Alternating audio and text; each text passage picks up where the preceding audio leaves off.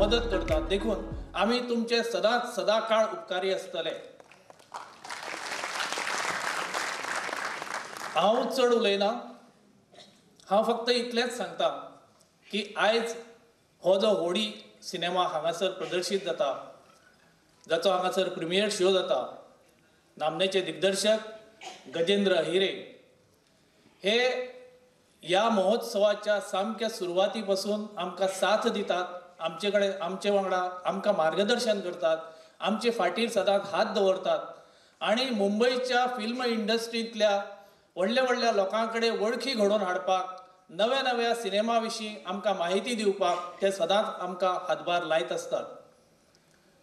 2 वर्सां आदीं तांणीच ह्याच व्यासपीठा वयल्यान एक अशे तरेची घोशणा केली की हो गोवा मराठी फिल्म फेस्टिवल जो आसा हो देशांतूच न्हय तर देशा भायर व्हरुया आनी तांच्याच आलाशिऱ्यान आनी तांच्या मदतीन हो महोत्सव गेल्या वर्सा स्विडनाक जालो आनी स्विडनाक जेन्ना हो गोवा मराठी महोत्सव जालो त्या महोत्सवात ह्या होडी सिनेमाची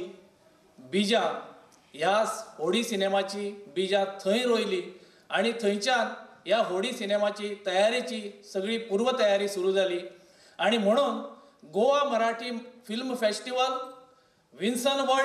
विन्सन अकादमीचे सगळे स्टुडंट आनी सगळे आमचे कार्यकर्ते आमी सामके उमेदीन ह्या महोत्सवांतल्या ह्या प्रिमियर शोक तांकां येवकार दितात आनी मागतात की ह्या सिनेमाक खूब व्हडलें यश मेळो। मी विन्सन वर्ल्डचं आभार मानीन। पुन्हा एकदा 12व्या महोत्सवामध्ये माझा चित्रपट दाखवत आहेत। आम्ही जेव्हा स्वीडनमध्ये हाच फेस्टिवल तिकडे केला तेव्हा तिथे या सिनेमाची सुरुवात झाली होती, त्यामुळे या सिनेमाच्या सुरू करण्यात जितकं माझं असेल कॉन्ट्रीब्युशन तितकंच आमच्या विन्सनच्या टीमचं सुद्धा आहे, कारण तो फेस्टिवल ज्या पद्धतीने झाला आणि तिथे एक सिनेमा करूया अशी एक आयडिया आली आणि मग आम्ही त्याच्या मागे लागलो आणि आज त्याचा रिझल्ट तुमच्या समोर दिसणार आहे। मागच्या वर्षी इथेच आपण त्याच्या पोस्टरचं लॉन्चिंग केलं होतं आणि आता तो सिनेमा तुमच्या समोर असेल। सिनेमाविषयी मी जास्त काही बोलत नाही, सिनेमा तुम्ही पाहालच। सिनेमा संपला तर आपण निश्चित बोलू। तुम्हाला आवडला तर मला सांगा, नाही आवडला तरी सांगा। Thank you very much.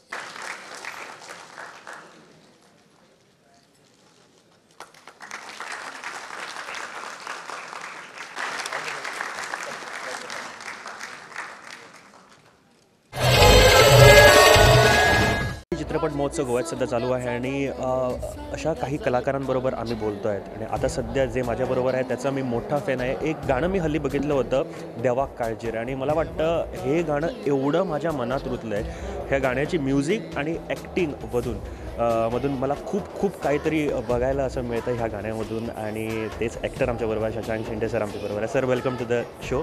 थँक्यू। सगळ्यात आधी गोवा कसा काय वाटला आपल्याला? गोवा आता माझ्या दृष्टीने जर बघायला गेलंच ना तर मी 2002-03 पासून मी कायम इथं येतो आहे। मी सगळ्यात पहिली जी फिल्म केली होती ती आम्ही छोटा सिपाही नावाची एक फिल्म केली होती ज्याच्यात गोव्याचेच सगळे आर्टिस्ट होते।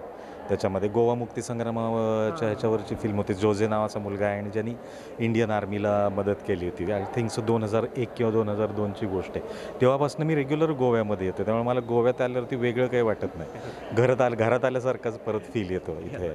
सर आणि गोव्यात 12वा चित्रपट महोत्सव सध्या चालू आहे विभिन्न आणि मला वाटतं 10हून अधिक प्रीमियर इकडे होतात। कसं वाटतं सर ह्या फिल्म फेस्टिवलबद्दल काय?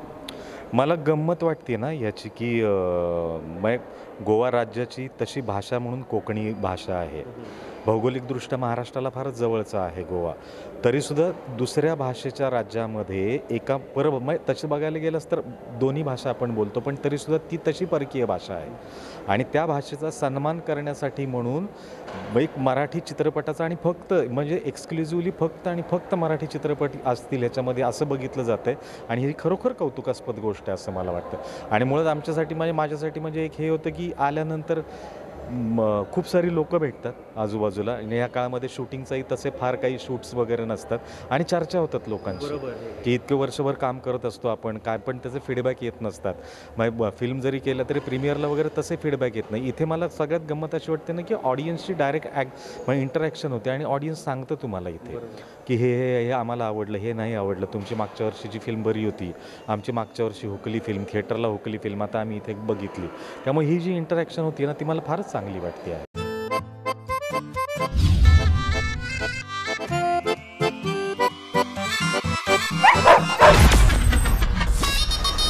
सुप्रभात श्रोते हो, आज शनिवार 2 सप्टेंबर 1972. आकाशवाणीचं हे मुंबई अ केंद्र आहे. आमचे आजचे कार्यक्रम आता सुरू करीत आहोत. गुड इव्हनिंग साडू, बघून बरं वाटलं. काय घेऊन तरी गेलो काय गो, मेव न तुझं म्हशीच्या सारखं दिसता. रेडू हा काय तू? हा, पाहुण्या काय चाय पाणी दिलंस की नाही? नाही झालं ना, आत्ताच झालं. टाक अजून एकदा, येते माझ्या बरोबर घोडभर.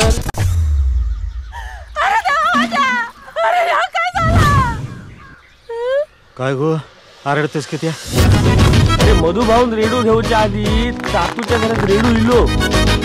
तू एकदम मोठा माणूस झालास. आता तातू कोणाक ऐकायचं मला वाटत नाही. हा,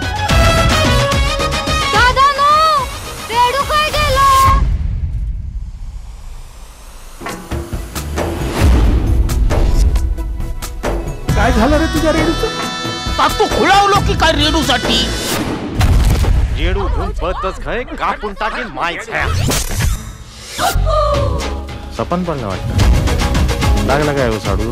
नाही, दारू होती ना पोटात. त्यात करायला काय झालं?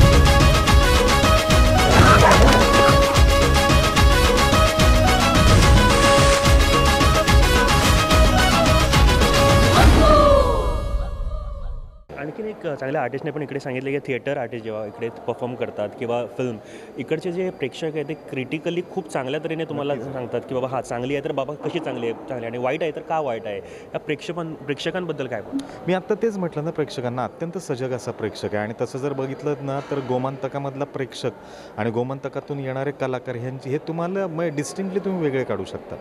की जो माणूस अत्यंत मला क्रिटिकली म्हणण्यापेक्षा ना मन लावून बघतात चित्रपट. आम्ही दिठी झाली आत्ता किंवा कागरसारखी सुद्धा फिल्म झाली आणि दिग्दर्शकांनी काही काही जागा सोडलेल्या असतात त्याच्यामध्ये फिल्ममध्ये की बघूयात ऑडियन्सच्या काय रिॲक्ट, आणि त्या नेमकेपणानं गोव्यामधलं प्रेक्षक जो आहे ना त्या कॅच करतो जागा 100%. Sir, talking about your film, कारण जी फिल्म जे गाणं मला भरपूर आमच्या गोव्यात एवढं प्रेम त्या गाण्याला मिळालं, त्या फिल्मला मिळालं रेडू.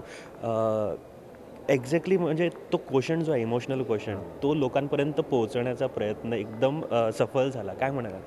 नक्कीच 100% सफल झालेला प्रयत्न आहे. ते गाणं जे आहे देवा काळजी रे माझ्या देवा काळजी रे, गुरु ठाकूरनी गाणं लिहिलं आहे, अजय गोगावलेंनी गायलेलं गाणं आहे आणि आपलं कणकवलीचाच मित्र आहे विजय नारायण गवंडे म्हणून आहे, तर त्यांनी त्याचं म्युझिक केलेलं होतं गाण्याचं.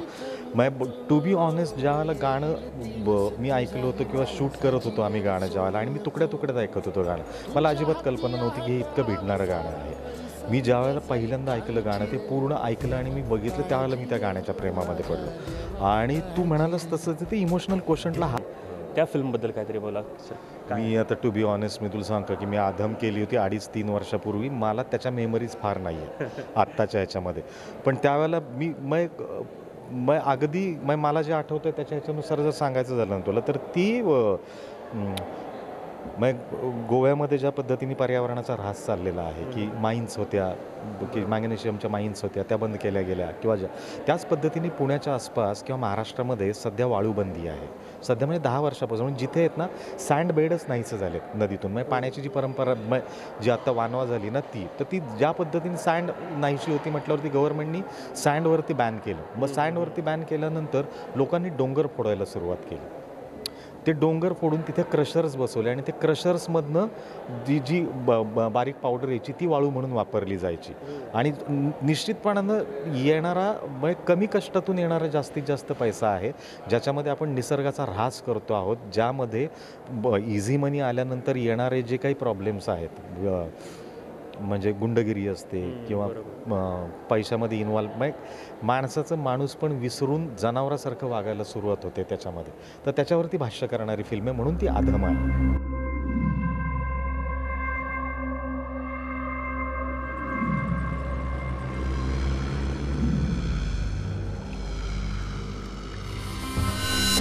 तुम्हाला भीती नाही वाटत? भीती कोणाला वाटते? जो माणूस वाईट काम करतो. मला भीती वाटण्याचं काय कारण सांग? तुझे बेकारचे धंदे बंद कर, असं घुसवीन ना. अँग्री बर्ड खेळायच काय? अँग्री बर्ड त्यात आहे ना काही चिडलेली पक्षी असतात, ते डोकरावर जाऊन धडकतात. आपण नसतं धडकायचं, पक्षी चिडायची वाट बघायची असते. कधी कधी माणसं ओळखायला चुकतो ना आपण. धंदा कळत नाही मला. तू आमच्या धंद्यावर सुटलाय. तुझे काम करतोयस ना, गुन्हा आहे गुन्हा.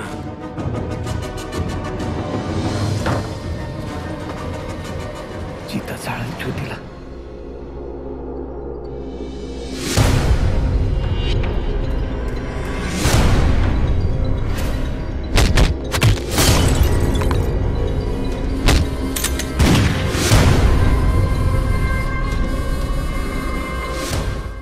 सर खूप चांगली फिल्म, चांगला टॉपिक आमच्यासमोर येणार आहे. मी अजून बघितलं नाही, हल्लीच रिलीज झाली आहे आणि बघायचं आहे खरंच. मागच्या शुक्रवारी रिलीज झाली फिल्म. सर आणखीन काय ह्या वर्षी प्रोजेक्ट आम्हाला बघायला मिळेल? माझ्यासाठी मेजर आत्ताचं प्रोजेक्ट आहे ह्या वर्षीचं म्हणजे ओम राऊत दिग्दर्शित एक फिल्म आहे, हिंदी फिल्म आहे, तानाजी नावाची फिल्म आहे. अजय देवगण, सैफ अली खान आहे, अजिंक्य देव आहेत, काजोल आहेत, त्यांच्याबरोबर एक ती हिंदी फिल्म केलेली आहे. ती येईल मला वाटतं 2020च्या आसपास कधीतरी येईल ती मिडमध्ये. आणि मराठी चालूच आहेत. एक मांजरेकरांची एक फिल्म आहे, एक बार्शीमधली एक, म्हणजे आपल्या ज्या पद्धतीची आहेत ती फिल्म चालूच आहेत माझ्या. थँक्यू सर आमच्याबरोबर गप्पा गोष्टी करण्यासाठी आणि thank you, best of luck. Thank you sir, thank you. नमस्कार, आदाब, सत श्री अकाल, योकार तुमकां सगळ्यांक परत एक फावट एक खास कार्यावळीन. आणि आयज जे व्यक्ती आमच्या बरोबर आसा म्हळ्यार दोन गोष्टी म्हाज्या लायफांतल्यो खूब खास आसा, म्हाज्या काळजाच्या खूब लागीं आसा. हांवें स्कुलान शिकतना म्हाज्या भावान पयली जी कॅसेट प्लेयर म्हाका दिल्ली ऑफ माय लायफ, जी सांज गारवा, आणि त्यो आयकतना खूब बरें दिसतालें. सांज वेळार सुद्दां आयकतना आमकां खूब बरें दिसतालें. आनी तशेंच म्हाज्या लायफांतलो पयलो इंटरव्यू, रेडिओ इंटरव्यू जो आशिल्लो तो सांज गारवा मिलिंद इंगळे सरांचो आशिल्लो हाजेरूच. अँड नाव ह्या वर्सा 12th गोवा मराठी फिल्म फेस्टिवलाक सद्याक हांव आसा. आनी अशें एक व्यक्ती जांची कवितांचो छाप म्हाज्याच न्ही जाल्यार प्रत्येक गोंयकाराच्या, प्रत्येक युवांच्या काळजान आसा. सगळे जाण तांकां एज अ कवी म्हणून वळखतात, तशेंच एक उत्कृश्ट एक्टर म्हणून आमकां सगळ्यांक ते खूब लागचें आसा. मी सध्या गप्पा गोष्टी करणार किशोर कदम सरांबरोबर. Sir, welcome to the show. जसं मी आत्ता सांगितलं, माझ्या लाईफमधलं सगळ्यात पहिलं जे कॅसेट प्लेअर माझ्या भावाने मला दिलं होतं ते सांज गारवा होतं. तेव्हापासून एक मी कधीतरी विचार केलेला की सर मी बोलणार ह्या बाबतीत. सगळ्यात आधी प्रश्न करतो मी, कारण गोव्यामध्ये आम्ही सदैव म्हणतो की अतिथी देवो भव. गोवा कसं वाटतं आपल्याला?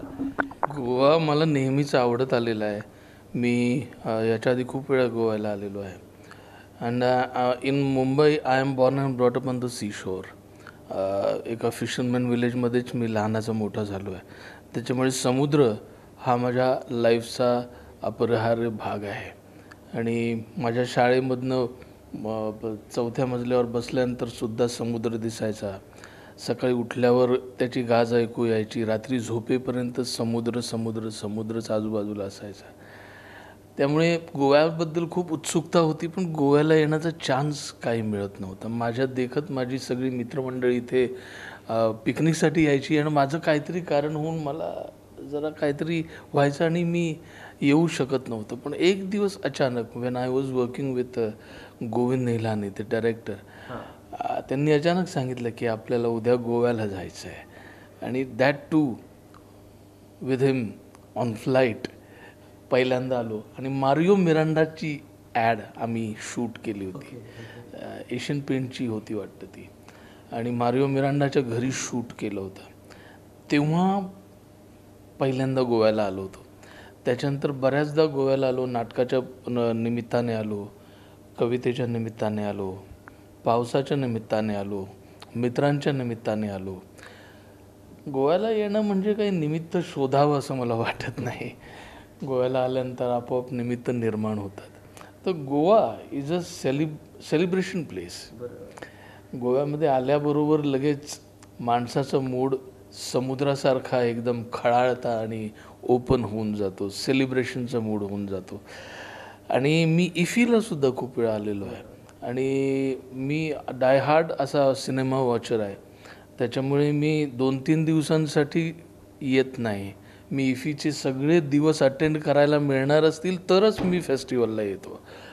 आणि जागतिक दर्जाचे सगळे सिनेमे पाहून 10 दिवस समृद्ध करून आयुष्य आम्ही निघून जातो, आणि ती जी काही शिदोरी असते ती पुढे 6 महिने जगायला आम्हाला उपयोगी पडते. इफीमध्ये माझेसुद्धा बरेच चित्रपट दाखवले गेले आहेत, आणि इफी अशा लोकेशनला होतं. म्हणजे आयनॉक्सचं जे लोकेशन आहे, समोर समुद्र आहे आणि बाहेरचा जो माहोल असतो तो इतका सुंदर असतो की जो चांगला सिनेमा वॉचर आहे, जो आर्टिस्ट आहे, आणि सिनेमा बघितल्यानंतर रिलॅक्स मूडसाठी जे वातावरण आवश्यक असतं ते सगळं त्या समुद्राच्या किनारच्या त्या व्हिसिनिटीमध्ये असतं.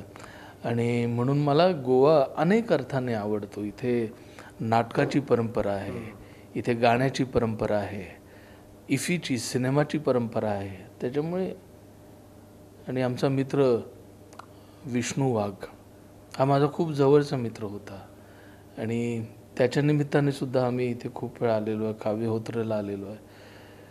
त्यामुळे Goa is like a friend असं वाटतं. सर, एक प्रश्न होता. तुम्ही जेव्हा पोएट्री करतात त्या पोएट्री प्रत्येक माणसाचे ठोके वाढवतात, खास करून यूथ जो आहे त्यांचं, तेव्हा त्यांच्याकडून जेव्हा रिस्पॉन्स मिळतो कसं वाटतं सर? मी आता गारवा लिहून 20 वर्ष झाली. म्हणजे 20 वर्षापूर्वीचा मी सौमित्र आणि आत्ताचा मी याच्यामध्ये खूप फरक आहे. 20 वर्षापूर्वीसारखंच मी बघ माझी आठवण येते का लिहित राहिलो तर लोकांना ते बोर होणार. अजून लोकांना आवडतं ते. आणि आत्ताच माझा दुसरा कविता संग्रह प्रसिद्ध झाला बाऊल नावाचा. त्याच्यामधल्या कविता आणि आधी मी लिहित होतो त्याच्यातल्या कविता, ह्याच्यामध्ये खूप फरक आहे. कारण या 20 वर्षांमध्ये आयुष्य खूप बदललं आहे, अनुभव खूप वेगळा आला आहे, अनेक कविता वेगळ्या वाचल्यात, अनेक फॉर्म्स वेगळे कवितांचे त्यांच्याबद्दल विचार केला आहे, पाहण्यात आलं आहे. आणि कवितेमध्ये जे आपण यमक छंदामध्ये मी गाणं लिहायचो, आणि अचानक असं वाटलं की आता आपण नाही लिहायला पाहिजे, म्हणून मी I stopped writing songs. I used to write songs for films also and for serials also, but I completely stopped writing in rhymes, यमक छंद. आता मी फक्त मुक्त छंदामध्ये लिहितो. आणि आता जरी पावसाबद्दल लिहिलं तरी तो जो माझा 25 वर्षाचा पाऊस होता तो आता 45-47 वर्षाचा पाऊस झालेला आहे, एक अनुभवी पाऊस झालेला आहे. आणि माणूस जितका अनुभवी होतो तितका प्रेमामध्ये जितका अनुभवी होतो तितका तो प्रेम जास्त एन्जॉय करतो. तसं मला असं वाटतं की मी कविता आता खूप म्हणजे अनुभव आल्यानंतर जास्त एन्जॉय करतो वेगळ्या पद्धतीने. मला वाटतं तुम्ही बोलताना सर एवढं बरं वाटतं की तुम्ही बोलत जावं काय. Sir, 12th film festival, Marathi film festival चालू आहे गोव्यात. ह्या फिल्म फेस्टिवलबद्दल काहीतरी सांगा. म्हणजे इकडचं प्रेक्षक जेवढं लाईक करतं फिल्म्सला, कारण दरवर्षी मला वाटतं 10 तरी फिल्म प्रीमियर करतात, त्याबद्दल मला थोडं. दरवर्षी हा जो मराठी फिल्म फेस्टिवल इकडे होतो त्याच्यामध्ये अतिशय निवडक अशा फिल्म दाखवल्या जातात. त्यामुळे गोवेकर जे रसिक मंडळी आहेत त्यांच्यासाठी खास पर्वणी असते. म्हणजे दरवर्षी मराठी इंडस्ट्रीमध्ये जवळजवळ 150च्या आसपास चित्रपट बनतात. त्याच्यातनं 10-20, 15-20 काढणं आणि ते इथे आणणं. आणि मला असं वाटतं की इफीला कलावंत तर येतातच, पण इफीला ज्या प्रमाणात मराठी कलावंत येतात त्याच्यापेक्षा कितीतरी जास्त मोठ्या संख्येने या 2-3 दिवसाच्या मराठी फिल्म फेस्टिवलला लोक येतात. आणि प्रेक्षक, मी कालच माझं दिठी नावाची सिनेमा होता, आज सकाळी तिकडे होता, सकाळी 9 वाजतासुद्धा लोक संडेच्या दिवस असूनसुद्धा टोटल हाऊसफुल होतं थिएटर, पायऱ्यांवर लोक बसली होती. त्याच्यामुळे हा खूपच चांगला उपक्रम आहे गोवेकरांसाठी असं मला वाटतं. सर, ॲज अ ॲक्टिंग फील्डमध्ये मी काल पण एक प्रश्न केला होता की तुम्ही ॲज अ पोएट एक सोशली किंवा समाजाप्रती एक काहीतरी हे असतं मनात, तेव्हाच काहीतरी चांगलं लिहू शकतात पोएटचे. ॲक्टिंग करताना सुद्धा ती समज असणे भरपूर गरजेचे आहे सर. तुमचे ॲक्टिंग बघताना कळतं की हा कॅरेक्टर किती चांगला आहे, किती चांगल्या तऱ्हेने हे केलेलं आहे. फॅन्ड्रीमधला म्हणा किंवा त्याच्यानंतरचे फिल्म्स, हे तुम्ही कॅरेक्टर स्टडी करताना अशा गावात जातात सर? ऑफकोर्स, म्हणजे वेगळे कॅरेक्टर्स मिळाल्यानंतर मी ज्या स्कूल ऑफ ॲक्टिंगमधनं आलेलो आहे, सत्यदेव दुबे स्कूलमधनं मी आलेलो आहे, आणि मी स्वतःला तसा मेथड ॲक्टर समजतो. त्याच्यामुळे जे कॅरेक्टर मला मिळतं, आणि मला असं वाटतं की पोटापाण्यासाठी बऱ्याच फिल्म कराव्या लागतात, जगण्यासाठी, हफ्ते भरण्यासाठी खूप फिल्म कराव्या लागतात, परंतु दर 2-3 वर्षांनी एखादी अशी फिल्म येते जी फॅन्ड्रीसारखी असते, जी नटरंगसारखी असते, जी जोगवासारखी असते, जी एक कप चहासारखी असते, जी आता दिठीसारखी असते. आणि मला असं वाटतं की माझ्या आयुष्यामध्ये दर 3-4 वर्षाच्या विसिनिटीमध्ये एक अशी मेमोरेबल फिल्म येते ज्याच्यामध्ये मी एकदम जीव झोकून देऊन काम करतो, आणि म्हणूनच त्याने माझी ॲक्टर म्हणून एक आयडेंटिटी निर्माण होते असं मला वाटतं. आणि ज्या प्रकारची मी कामं आतापर्यंत केलेली आहेत, वेगवेगळ्या प्रकारचे रोल केलेले आहेत, ते लोकांना खूप आवडलेले आहेत, कारण मी तितका अनुभव देऊन, स्वतः झोकून देऊन त्याच्यामध्ये काम केलेलं आहे. त्यामुळे वेगळे रोल मिळाले आणि वेगळा डिरेक्टर आला. प्रत्येक डिरेक्टरची ॲक्टरकडनं काम करून घेण्याची वेगळी पद्धत असते, आणि कॅमेऱ्यातून गोष्ट सांगण्याची वेगळी पद्धत असते. त्या सगळ्या गोष्टींना सरेंडर कम्प्लिटली जर झालं तर तुम्ही निश्चित काम चांगलं करू शकता असं मला वाटतं. ह्या वीकमध्ये एक फिल्म आपली रिलीज झाली आहे, अधम, त्याबद्दल सर काय? अधम ही फिल्म खडी माफिया जी आहे त्याच्यावर आहे. आणि आपण मग बोलतो की ग्लोबलायझेशन झालेलं आहे, मोठमोठ्या इमारती उभ्या राहतात आहेत, सगळ्या भारतामध्ये सगळीकडे खूप बांधकाम चाललेलं आहे. पण ह्या बांधकामाच्या मागे निसर्गाचं आपण काय करतो आहोत? म्हणजे कधी कधी तुम्ही सोलापूरला कुठे जाताना हायवेच्या बाजूला डोंगर असे कापलेले दिसतात तुम्हाला, तर एक खडी माफिया याच्या मागे काम करत असतं. तर ती जी सगळी तो यंत्रणा आहे, त्या यंत्रणेवर आहे, त्या गुन्हेगारी जगतावर अधम नावाचा चित्रपट आहे. सर, एक क्वेश्चन, मला माहीत नाही किती राईट आहे विचारणं, म्हणजे ॲज अ कवी तुम्ही कुठल्या कवीला ऐकतायत किंवा कुठला कवी तुम्हाला जास्त आवडतो? एक कवी नाही सांगू शकत. जसं तुम्ही एक पुस्तक मला विचारलं तर एक पुस्तक सांगणं अन्यायकारक आहे, एक सिनेमा सांगणं अन्यायकारक आहे, एक डिरेक्टर सांगणं अन्यायकारक आहे, तसा एक कवी सांगणं अन्यायकारक. अनेक कवी, म्हणजे शालेय पुस्तकातनं बालकवी आरती प्रभू, कुसुमाग्रज, बाभ बोरकर, ग्रेस, कितीतरी हे सगळे कवी आहेत. अरुण कोलटकर, दीपू चित्रे, वसंत आबाजी डहाके, आताचे जनरेशनमधले सगळे कवी, हे सगळे मला आवडतात. Sir, thank you very much. आणि खरंच खूप बरं वाटलं बोलून सर आपल्याकडे, आणि thank you very much. Thank you sir.